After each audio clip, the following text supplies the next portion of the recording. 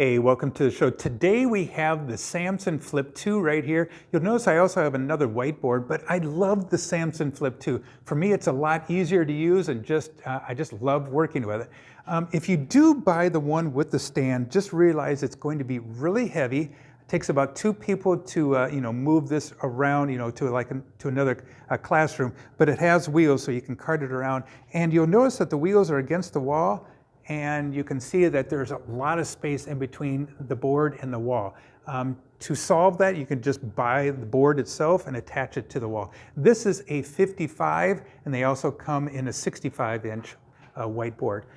This comes with two pins. There's a pin there and a pin there. They have a magnet on them, and it just attaches like that. There's two ends of the marker. This is the writing one, and then the highlighter. If you want to change the color to it, let's say I'm doing a problem 2 + 4, I want to change the color, just hold that down like that, and then you can choose the color and then start writing away like that. If you made a mistake at any time, you just take your hand like this and wipe it, boom, and it's like an eraser. Now, let's say you want to keep the screen, you just come down here with this little button, move that over here, and then you can start putting in another problem, like 3 to the 3rd power. Here are some different options. You can click this button here, and you can connect this to your mobile, PC, USB, or the internet. Down here, there's another button right here, and that gives you the different tools you can use. Here's a search button.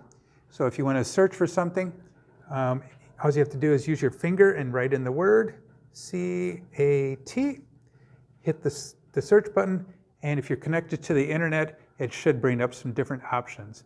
I really like this board just because it's so easy to use. You can save things and move it around. Students love working with it. Doesn't have a huge glare to it. And I love using it for math and language arts and just about everything. Kids love to draw on there.